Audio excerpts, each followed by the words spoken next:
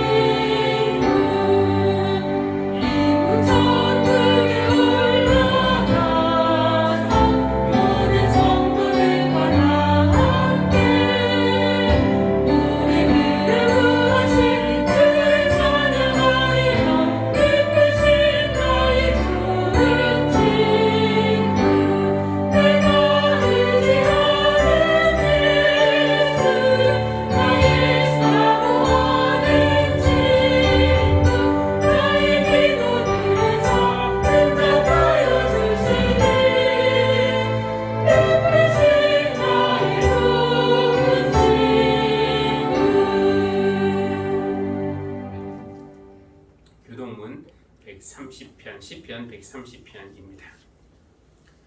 주님, 내가 깊은 물속에서 주님을 불렀습니다.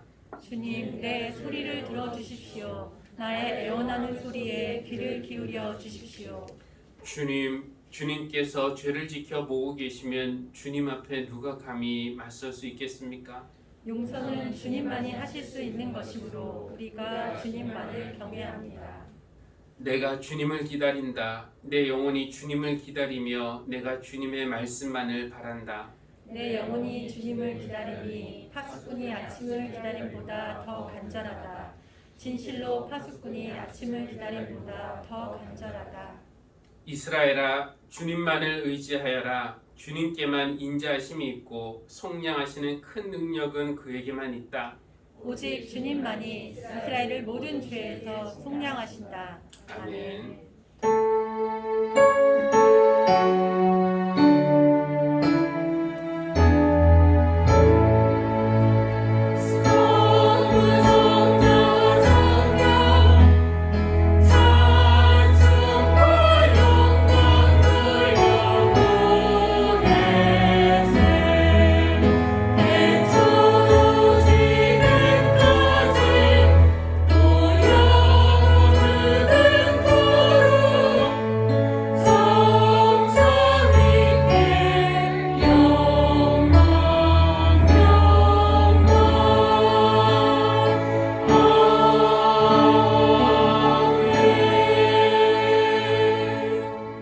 자리에 앉겠습니다.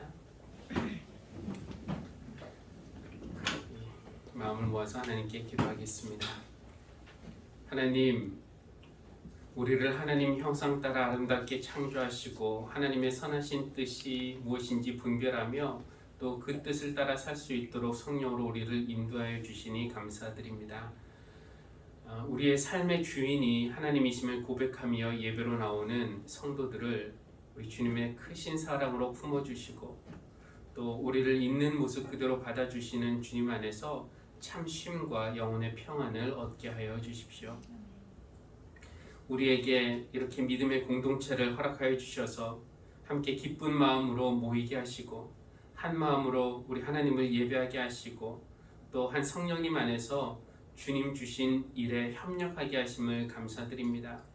무엇보다 여기서 만나 한 몸을 이룬 형제자매들과 우리 주님이 먼저 보여주신 사랑을 서로에게 실천하게 하여 주시고 그래서 힘없고 충만해진 모습으로 세상에 나아가서 그 사랑을 실천하고 나타내며 사는 주님의 제자들이 되게 하여 주십시오.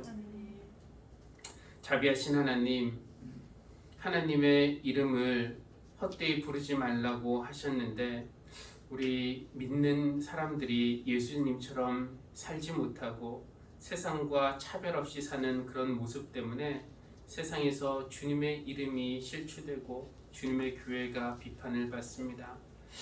우리가 입으로는 하나님의 이름을 찬양하면서도 행동으로는 주님의 이름에 먹칠을 하고 있는 것은 아닌지 돌아보며 우리의 잘못을 주님 앞에 회개하오니 주님 긍휼히 여기시고 용서하여 주십시오. 매일 우리 자신을 돌아보며 우리 안에 있는 위선과 교만과 이기심을 매일 조금씩 지워나갈 수 있도록 성령님 우리를 도와주십시오. 그리고 하나님이 원하시는 새로운 모습으로 거듭날 수 있도록 우리를 빚어주시기를 기도합니다. 하나님, 아픔과 두려움 때문에 또 몸과 마음에 무거운 짐을 진 모든 교우들 위해서 기도합니다. 우리가 가는 인생길에는 푸른 초장과 실만한 물가도 있지만 어두운 죽음의 골짜기도 있음을 이해합니다. 그럴 때에도 혼자 있는 것이 아니라 주님이 우리와 함께 계시며 막대기와 지팡이로 지켜주심을 굳게 믿게 하시고 그런 시간일수록 하나님과 더 친밀해지고 하나님께 더 가까이 나갈 수 있는 기회임을 믿고 주님이 주시는 힘으로 능히 이겨낼 수 있도록 인도하여 주십시오. 우리 모두에게 순간순간 필요한 위로와 격려, 또 용기와 지혜, 담대함과 믿음을 더해 주셔서 우리 모두가 믿음의 능력으로 세상을 이기며 살아가게 하여 주십시오. 이 예배를 통해서 몸과 마음이 지친 이들을 위로하여 주시고 또 세상이 줄 수 없는 마음 깊은 곳에서 솟아나는 깊은 평안을 누리게 하여 주십시오. 영과 진리로 드리는 예배에 하나님의 능력과 또 은혜가 나타날 줄 믿습니다. 오늘 예배가 그런 예배가 되기를 소원합니다. 모든 걸 감사드리며 예수 그리스도의 이름으로 기도합니다. 아멘.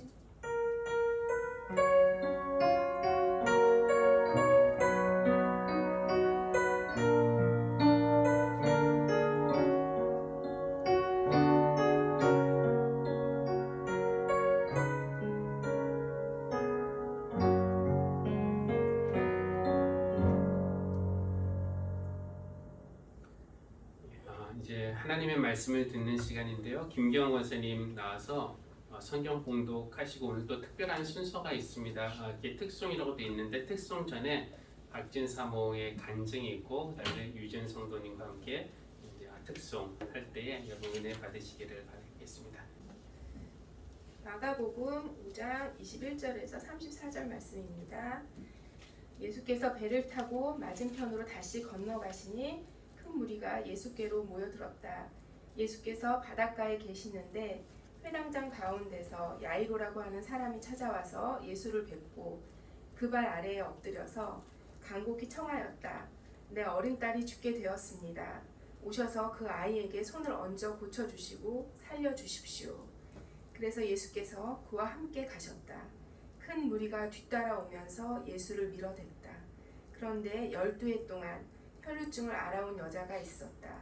여러 의사에게 보이면서 고생도 많이 하고 재산도 다 없앴으나 아무 효력이 없었고 상태는 더 악화되었다. 이 여자가 예수의 소문을 듣고서 뒤에서 무리 가운데로 끼어 들어와서는 예수의 옷에 손을 대었다. 그 여자는 내가 그의 옷에 손을 대기만 하여도 나을 터인데 하고 생각하고 있었던 것이다. 그래서 곧 출혈의 근원이 마르니 그 여자는 몸이 나은 것을 느꼈다. 예수께서는 곧 자기에게서 능력이 나간 것을 몸으로 느끼시고 무리 가운데서 돌아서서 누가 내 옷에 손을 대었느냐 하고 물으셨다. 제자들이 예수께 무리가 선생님을 에워싸고 떠밀고 있는데 누가 손을 대었느냐고 물으십니까? 하고 반문하였다.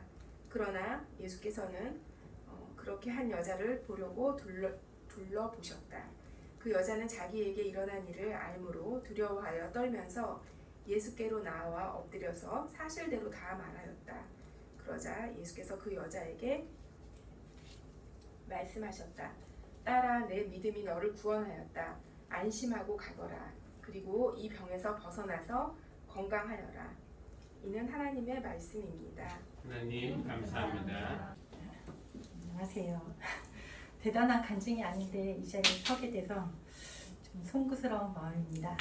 이번 주부터 청년부들이 신앙 책을 읽으면서 그 모임을 한다는 얘기를 듣고 굉장히 기쁘고 기대가 되면서 격려해주고 싶은 마음이 들어서 특송하는 이 찬양이 생각이 났고요. 또 저의 작은 간증, 작은 경험이 도움이 될까 싶어서 부끄럽지만 이 자리에 섰습니다. 저는 하나님 뜻대로 살고 싶은 갈망을 오랫동안 가지고 살았습니다. 겉으로 보기에는 믿음이 좋아 보였을 수도 있는데 사실 저는 믿음이 강했으면 하고 바람만 오래 가지고 살았던 사람이었습니다. 그런데 마음과 달리 실제 저의 삶은 저 자신에게는 물론 누구에게 들킬까 부끄러울 정도로 형편없이 무너지는 날들이 많았습니다. 보이게 보이지 않게 지었던 죄가 컸고요.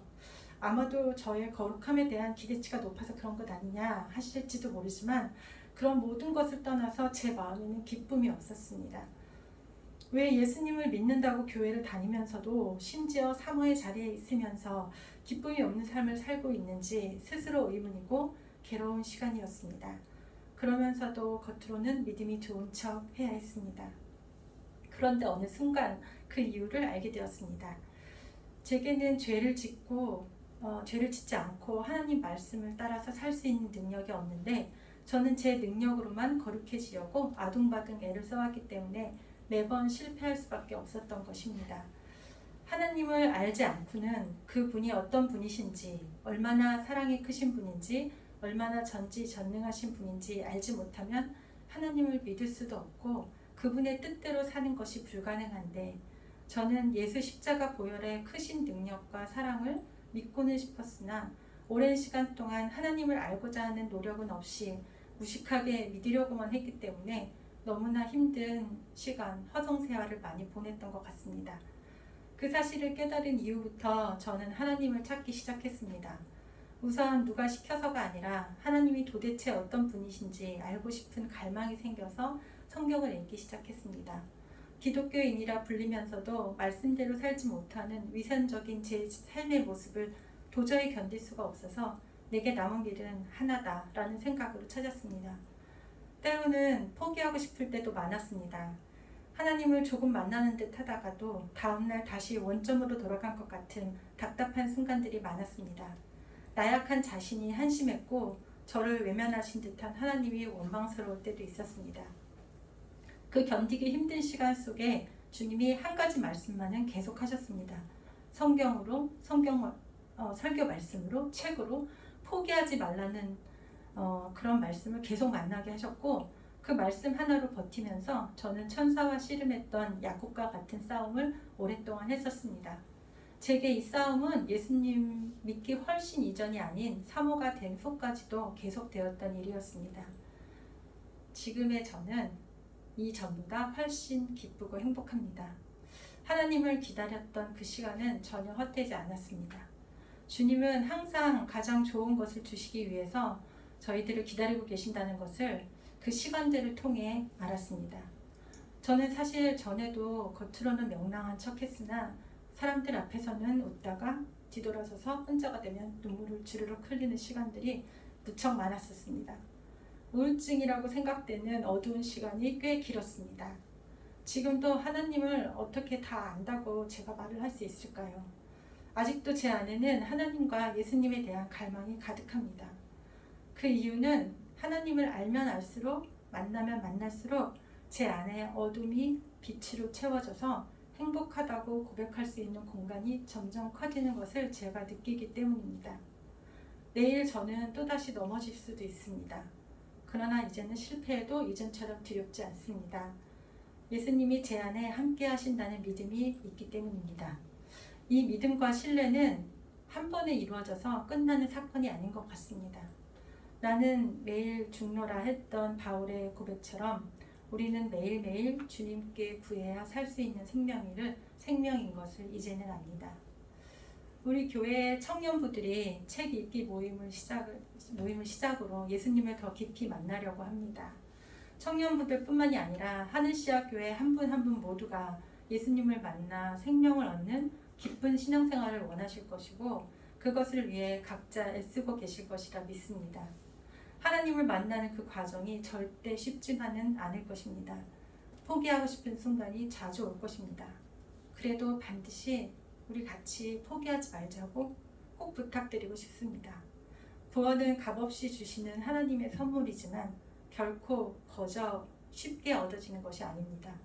그렇지만 하늘의 보아 주님께서 주시는 은혜는 한순간에 없어질, 그리고 채워도 가져도 만족할 수 없는 이 세상의 부와 명예, 인기와는 비교할 수 없는 표현하기 힘든 기쁨과 평안입니다. 그 보아를 우리 청년부들을 비롯한 하늘시학교회 사랑하는 성도님들 모두가 더 늦기 전에 꼭 찾으시기를 바라고 기도하는 마음으로 오늘 특성 찬양을 하겠습니다.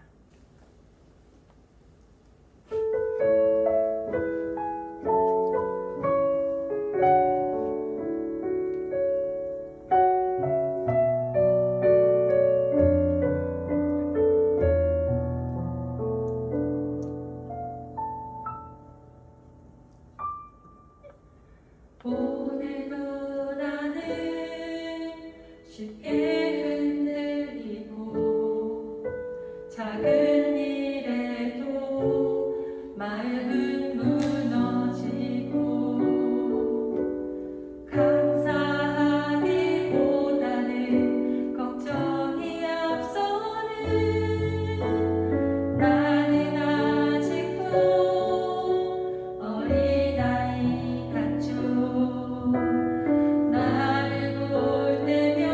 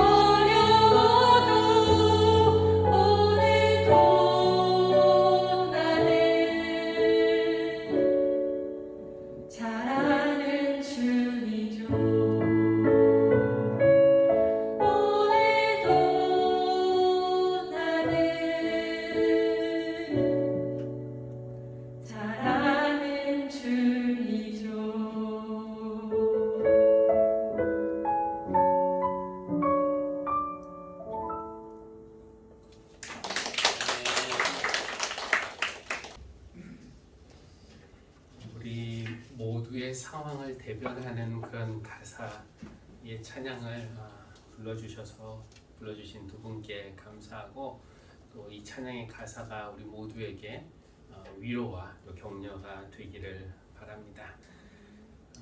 지난 주일 우리는 그 마가복음 4장 마지막 부분 예수님이 제자들과 배를 타고 바다 건너편으로 건너가시다 풍랑 만난 그 이야기를 들었습니다. 이 4장 다음에 5장 앞부분에는 이제 바다 건너편인 그 이방인의 지역인 거라사에서 군대 귀신 들린 한 사람을 고치시는 그 이야기가 나와 있는데요.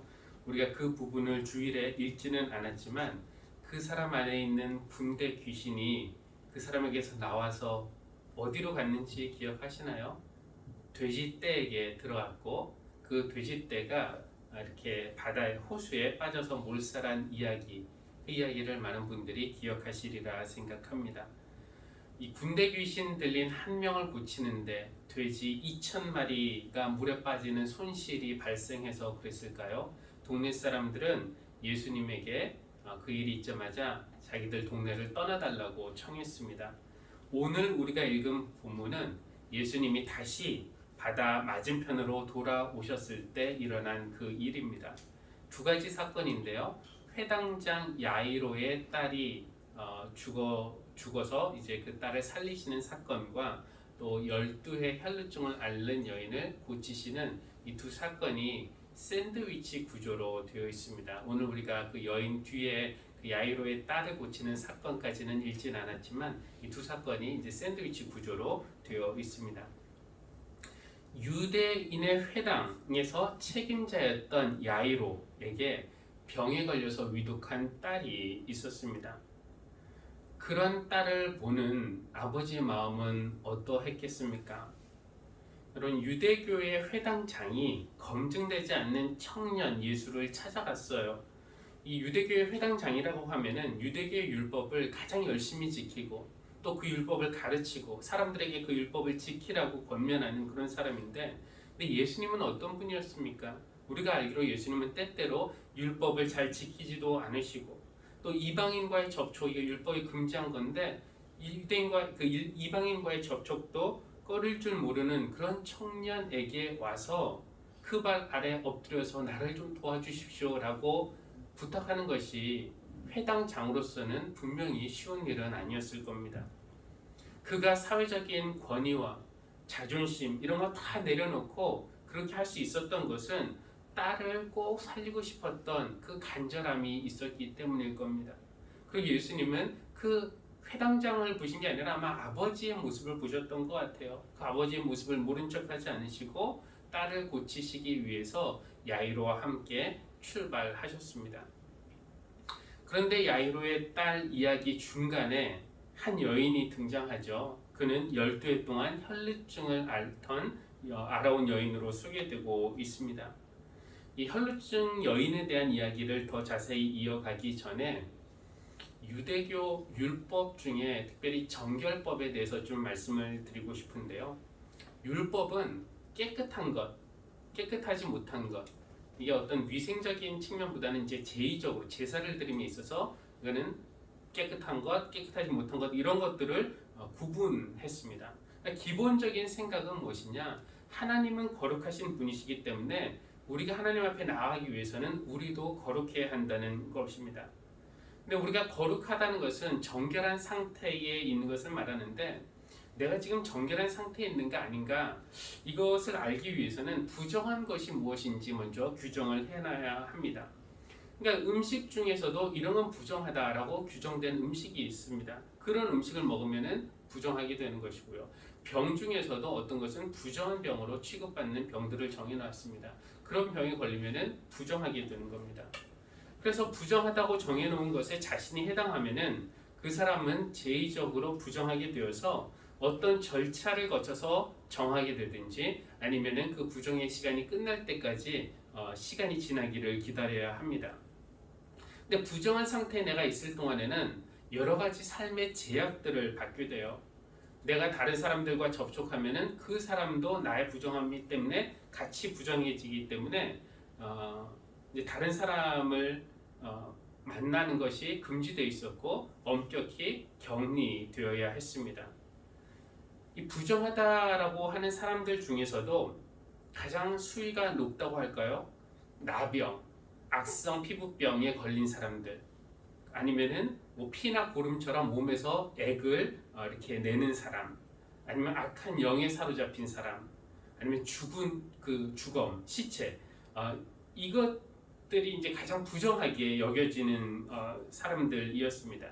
그러니까 마가복음 5장에 뭐 여러 사람이 등장하지만 아주 대표적으로 부정한 사람들이 3명이 등장하는 겁니다. 우리가 다 읽진 않았지만 아까 말씀드린 앞부분에 나오는 그냥 악한 귀신도 아니고 군대 귀신, 수많은 그런 귀신에 들린 사람, 그리고 12의 혈루증을 앓던 이 여인, 몸에서 피나 고름을 내는 사람도 부정하니까, 그리고 그 야이로의 딸이 죽었을 때 그 죽은 야이로의 딸, 그 시체가 부정한 것이죠. 오늘은 이 3명 중에서도 특별히 12의 혈루증을 앓았던 여인의 이야기를 우리가 조금 더 자세히 들어보면 좋겠습니다. 우리가 이름은 알 수 없어요. 사람들은 지금도 그 여인을 부를 때 12일 동안 혈루증을 앓던 여인으로 부르고 있습니다. 그러니까 그 여자 알아? 누구? 왜 있잖아 하면서 보통은 이제 사람은 이름 이렇게 돼야 되는데 그 12일 동안 혈루증을 앓은 그 여자, 이런 식으로 말하는 거죠. 그러니까 병이라는 것은 우리에게 생기다가도 낫는 법이고, 또 평생 그 병을 가지고 살아가야 한다고 하더라도 누구도 자신의 병으로 자기가 규정되는 것을 원하는 사람은 없을 겁니다. 병은 나의 일부일 뿐이지 그 병이 내가 아니고 내가 그 병이 아니잖아요. 나는 병보다 훨씬 더 큰 사람입니다. 그런데 사람들은 편의상 그 병명으로 그 여인을 부르고 있는 겁니다. 그 여인에게 이름도 있었을 것이고 다른 좋은 특징들도 있었을 터인데 그 여인의 병이 이 여인의 다른 모든 것들을 그냥 삼켜버렸어요. 혈루증을 앓고 있는 여인, 이렇게 불렸고, 그렇게 불리는 것은 그 당시에는 특별히 심한 그런 낙인이었습니다. 이 낙인을 달고 다니는 한 그 여인은 하늘의 저주를 받은 사람, 피해야 할 더러운 사람, 우리와 함께 할 수 없기 때문에 격리시켜야 되는 그런 사람이 되는 겁니다. 이 혈루증이 이 여인의 삶을 우리가 좀 더 이해하기 위해서 이 혈루증이라는 병이 가진 사회적인 의미, 그것이 무엇인지를 좀 알아야 될 필요가 있는데요. 레위기 15장에 그 내용이 자세하게 나와 있습니다. 다 읽을 수 없어서 간단하게 줄이면은 이렇습니다. 생리하는 여성은 일주일 동안 부정하다는 거예요. 그와 접촉하는 사람도 부정하게 되고요. 그와 접촉하는 물건도 부정하게 되는 것입니다. 근데 월경 기간이 끝났는데도 계속 몸에서 피가 흐르면은 피가 흐르는 기간 동안에는 계속 부정하다. 이제 이런 내용이 적혀 있어요. 우리가 지금 생각으로는 한 달에 한 번 여성이 생리를 하는 것은 생명 잉태를 위해서 꼭 필요한 것, 하나님의 창조 세계를 보존하기 위해서는 꼭 필요하고 심지어 신성하다라고까지 말할 수 있는 것인데 레위기는 어쩌자고 그것을 부정하다라고 규정을 했을까요? 이런 사회 분위기 속에서 여성들은 초경부터 폐경 때까지 그 어린 소녀 때부터 이제 폐경할 때까지 인생의 최소한 4분의 1, 그렇죠? 그런 부정한 상태로 살아가야 했던 겁니다. 한 달에 일주일은 자신의 부정함이 남에게 점염될까봐 누구를 만나지도 못하는 것은 물론이고요. 밖에 마음껏 돌아다니지도 못하고 하나님 앞에 예배하러 갈 수도 없었던 것입니다. 여성들은 인생의 4분의 1, 그리고 이 생리가 불순하면은 더 많은 기간 동안에 나는 부정하다라는 그런 자의식을 가지고 죄인처럼 살아야 했던 겁니다. 물론 남성들은 전혀 걱정할 필요가 없는 그런 내용이었습니다. 오늘 등장하는 여인은 12년, 12회 동안 그렇게 부정한 죄인 취급당하면서 살아야 했습니다. 물론 글쎄요, 지금 이 여인의 나이가 어떻게 될까요? 아마 초병 때부터 그냥 계속 이런 증상이 나타난 것이라면 뭐 20대의 젊은 여인일 수도 있겠다는 생각도 들었습니다. 그도 자신의 이런 상황에서 벗어나기 위해서 최선을 다했어요. 근데 그것이 얼마나 힘든 일이었을까요? 그 당시에 뭐 여성 산부인과 의사가 있었겠습니까? 병을 고치려고 유명하다는 의사 다 남자였을 텐데 다 찾아가서 자신의 그 몸을 보인다는 것이 쉬운 일이 아니었을 텐데 그래도 벗어나기 위해서 그 일을 다 했고요. 그러면서 재산까지 다 써봤습니다만 그러나 아무 소용이 없었습니다. 어느 날 이 여인이 한 가닥 희망이 될 만한 소문을 듣게 돼요. 바로 예수 그리스도에 대한 소문이었습니다. 그 소문을 듣고 여인은 내가 그의 옷에 손만 대더라도 나을 텐데 라는 그런 생각을 하게 됩니다. 근데 이 생각을 어떻게 하게 됐을까요? 사실 12해 동안 이 의사 저 의사 만나면서 희망 걸기와 절망하기를 수없이 반복한 사람이라면은 다시 희망을 건다는 것이 얼마나 위험하고도 심지어 잔인한 일인지 잘 알 겁니다. 이번에 또 실망하면은 그거 견딜 수 있을까? 괜한 희망 품지 말고 아예 시도하지 말자 이렇게 생각하는 편이 훨씬 더 쉬웠을 것입니다. 누가 그의 마음에 그런 확신을 불어넣었을까요? 내가 그의 옷에 손만 대기만 하더라도 나을 텐데. 그것은 이 여인의 경험적인 판단이 아니었습니다. 이성적인 판단도 아니었고 다른 사람의 조언도 아니었습니다. 어쩌면 이 여인의 직감이었다고 할 수도 있겠고요. 근데 저는 그것을 성령님의 역사, 성령님의 감화라고 생각합니다. 확신을 가질 만한 그런 상황 아니었지만 성령님이 이 여인의 마음을 감화시키니까 그 여인 안에는 왠지 내가 들은 그 예수라는 분의 옷만 만지더라도 나을 텐데 라는 확신이 차올랐고 그리고 그 여인은 그 생각을 행동으로 옮겼습니다. 그런데 생각해보면요, 이 여인의 행동은 상당히 문제가 많은 그런 심각한 행동입니다. 코로나 이전에는 이런 행동의 문제점에 대해서 머리는 알고 있어도 이게 얼마나 심각한 것인지 실감하지 못했는데 여러분 한번 생각해 보십시오. 만약에 코로나 확진자가 아니면 자가 격리자가 그 격리 규정을 위반하고 사람들이 모인 곳에 와서 접촉을 시도한다고 한다면 어떻겠습니까?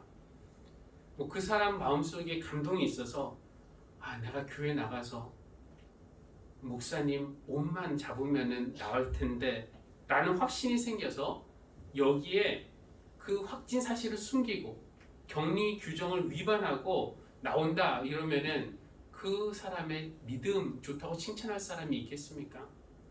물론 코로나와는 달리 이 여인의 병은 전염성이 있는 병은 아니에요. 그리고 실제로 그 여인이 부정하다고 해서 그 여인의 부정이 뭐 이렇게 전염되는 것은 아닐 겁니다. 그러나 우리 기준엔 그렇지만 당시 유대인들은 이 여인의 행동에 대해서 오늘날 우리가 코로나 확진자가 돌아다니는 것과 같은 그런 정도의 문제점을 느꼈을 것입니다. 어쨌든 여인은 자신의 그 상태를 숨기고 그 무리에 끼어들어왔고 주님을 뒤따르다가 몰래 그 옷자락에 손을 댔습니다.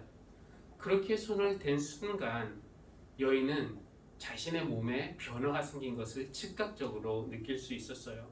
출혈의 근원이 마른 것을 느낀 것입니다. 근데 아무도 모르게 일어난 이 사건, 여러분이 그 여인이라면 가장 좋은 시나리오는 무엇일까요? 예수님도 눈치채지 못하시고 가시던 길 그냥 가시고 여인도 조용히 무리를 빠져나와서 집으로 돌아가는 것 아니겠습니까? 더 큰 문제 발생시키지 않고 조용히 그렇게 문제를 해결하는 것이 가장 좋은 길이다라고 생각했겠지만 예수님이 가시던 발걸음을 탁 멈추셨습니다. 예수님도 당신 몸에서 능력이 빠져나간 것을 느끼신 것이죠. 그러면서 물으십니다. 누가 내 옷에 손을 대었느냐? 사람들이 이렇게 많아서 서로 뭐 밀고 땡기고 몸 부딪히는 그런 상황인데 누가 손을 대었냐니요. 지금도 한 서너 명이 동시에 예수님의 옷에 그 스치고 있을지도 모르는 그런 북적북적한 상황이었습니다. 여인도 이 제자들의 말을 듣고 예수님도 그냥 모른 척 가시면 좋겠다 생각이 간절했을 것입니다. 왜냐하면은 자기의 정체가 드러나면 자기가 무슨 짓을 했는지 사람들이 알면은 병에서는 낫는지 모르겠지만 그 자리에서 돌을 맞을 수도 있는 것이었습니다. 부정한 여자가 왜 돌아다니냐면서. 그런데 우리 주님이 죽어도 그 사람을 찾아내겠다고 작정을 하셨는지 발걸음을 움직이지 않으십니다. 그 여인도 더 이상 숨길 수도 없고 피할 수도 없음을 알고 예수님 앞에 나오죠. 그리고 그 발 아래 엎드려서 그간의 모든 사정을 주님께 아뢰습니다. 그 여인의 말을 들으신 주님은 왜 허락 없이 내 옷을 만졌느냐 책망하지 않으셨어요. 대신 따뜻하게 딸아, 내 믿음이 너를 구원하였다. 안심하고 가거라. 그리고 이 병에서 벗어나서 건강하여라. 이렇게 복을 베풀어 주셨습니다. 저는 딸아 하고 부르시는 우리 주님이 너무 멋있게 느껴지고 또 좋습니다. 그 여인은 그 예수님은 그 여인을 나무라시기 위해서 왜 부정한 여인이 돌아다니냐고, 왜 부정한 상태에서 내 옷자락을 만지냐고 이렇게 책망하시기 위해서 걸음을 멈추고 찾아내신 것이 아니었어요. 몸의 질병뿐 아니라 지금까지 사람 취급 제대로 받지 못하고 늘 죄인 취급받던 그 여인을 온전히 회복시켜 주시기 위해서 길을 멈추셨던 것입니다. 아무도 이름을 불러주지 않는 그 여인, 자기 병으로 자기 전체를 규정당한 그 여인, 하나님에게서 저주받은 사람이라고 치부된 그 여인, 세상에서 버림받고 이웃에게 소외되고, 그리고 이렇게 피를 흘리면은 남자를 사랑하고 뭐 결혼하고 이런 것은 일찌감치 포기했을, 심지어 나 자신에 대해서도 난 부정한 사람이다 라는 죄의식을 가지고 살아가도록 강요받은 이 여인을 주님은 딸아 이렇게 불러주십니다. 지난 12년 동안 어느 누구에게도 환영받지 못하고 누군가에게서 다정한 그런 말 들어보지 못하고 아무도 그렇게 말 걸어주지 않았고 그냥 아무도 만져주지 않았기 때문에 사람의 그 따뜻한 손길을 느껴보지 못했을 그 여인에게 딸아라는 그 주님의 음성이 얼마나 따뜻하게 다가왔을까요? 이 여인이 계속 피를 흘렸기 때문에 우리는 그 여인이 얼마나 핏기 없이 청백한 그런 얼굴이었을지 상상할 수 있을 텐데요. 예수님의 딸아라는 그 음성에 아마 화색이 돌아왔을 것입니다. 우리 모두에게도 남들이 잘 알지 못하는 우리만의 그런 어두움, 그런 아픔, 그런 것이 있을 텐데 우리 주님 앞에 나올 때 주님께서 우리를 그렇게 친밀하고 따뜻하게 불러오시고 또 우리 삶의 창백해진 얼굴에 화색을 회복시켜 주시면 좋겠습니다. 또 하나 말씀드리고 싶은 것은 예수님의 구원 선언이에요. 내 믿음이 너를 구원하였다. 이 여인이 예수님의 옷자락에 손을 댔을 때, 그래서 출혈이 멈췄을 때 성경은 그 여인이 구원받았다라고 말하지 않고 그 여인의 병이 나았다라고 말하고 있습니다. 29절을 보니까 그래서 곧 출혈의 근원이 마르니 그 여자는 몸이 나은 것을 느꼈다. 그냥 주님의 옷자락을 잡았을 때는 병만 나았지만 주님의 얼굴을 마주했을 때는, 대면했을 때는 구원을 경험하게 된 겁니다. 주님은 여인에게 구원을 선언하십니다. 딸아, 내 믿음이 너를 구원하였다. 우리가 주님에게서 원하는 것은 병 나음일지도 모릅니다. 주님, 이 병을 고쳐주십시오. 그러나 주님은 우리에게 더 큰 선물을 주기 원하십니다. 이 여인의 간절한 소원은 그 육체의 회복이었고, 만약에 거기서 그냥 끝났어도, 그러니까 예수님의 옷에 손을 대고 출혈이 근원이 마르고 조용히 집에 돌아가기만 했어도 여인은 정말로 행복하고 내가 최고의 선물을 받았다라고 생각했을지 모르지만, 자기를 찾으시는 주님 앞에 용기를 내어서 엎드리고 자기의 사정을 다 얘기했을 때 여인은 구원을 경험하게 되는 것입니다. 하나님은 우리가 다 건강하게 살기를 원하시지만 건강 이상을 주고 싶어 합니다.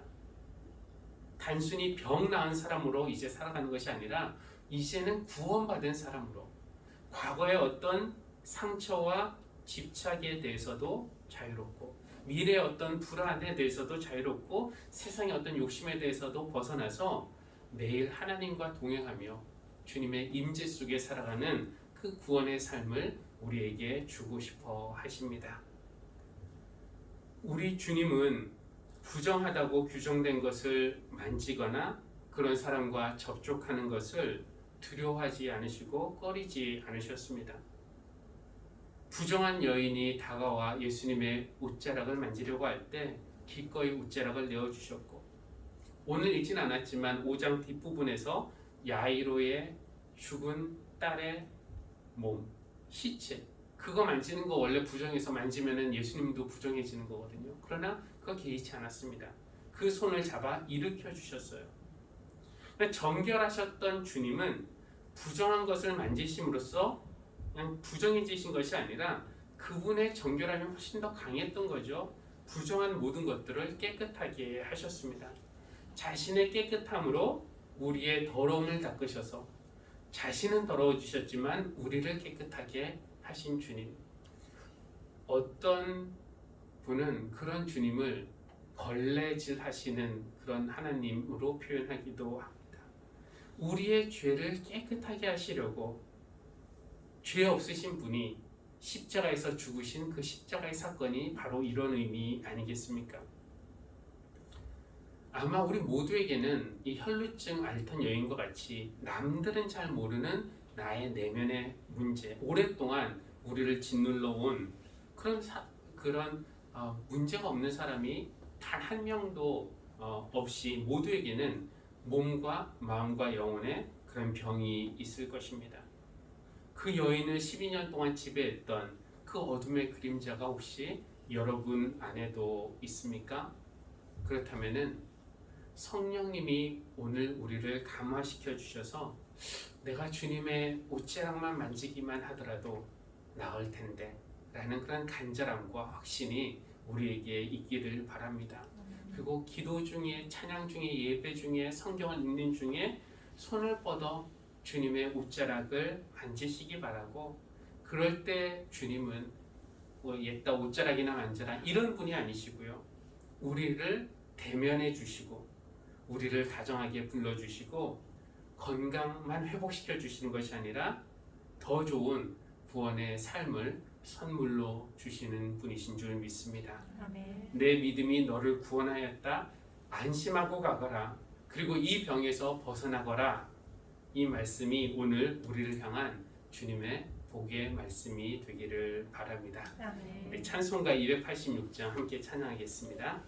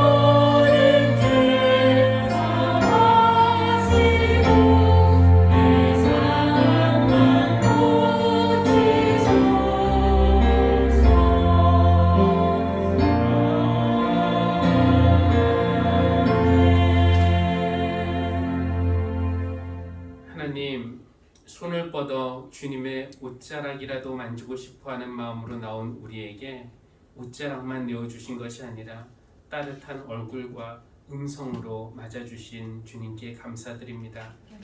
또 몸의 건강만이 아니라 하나님의 은혜 속에서 사는 구원의 삶도 선물로 주심을 감사합니다. 여인의 삶을 지배했던 어두운 그늘이 오늘 우리에게도 있음을 깨닫고 깨닫습니다.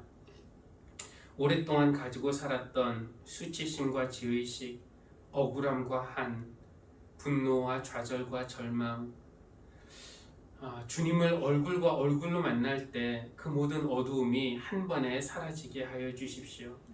주 예수님 우리 마음에 찾아오셔서 우리를 정결하게 하시고 우리의 상한 마음 고쳐주시기를 기도합니다. 예물을 주님 앞에 드립니다.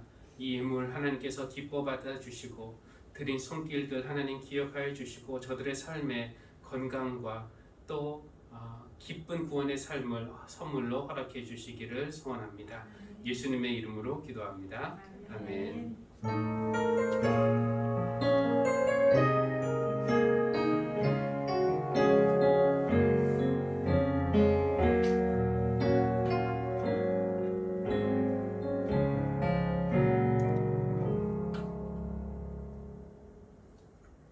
교회 소식 알려드립니다. 주중 모임 새벽 기도회 있고요. 이번 주에는 사사기 8장부터 11장까지 범위이고요.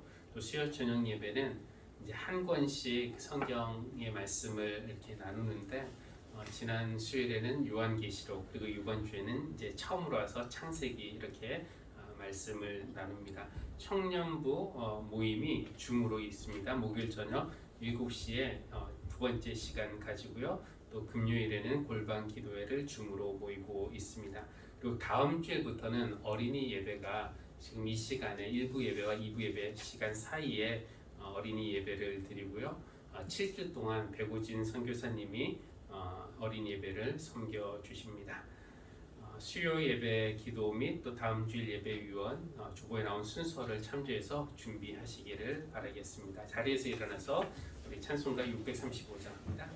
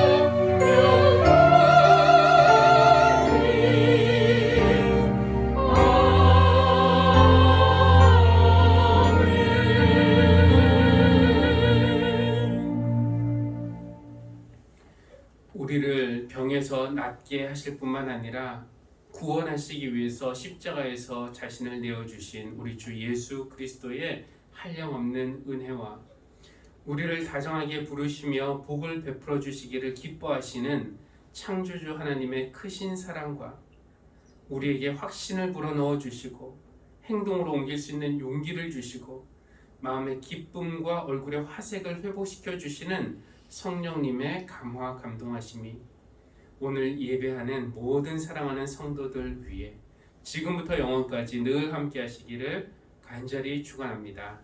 아멘.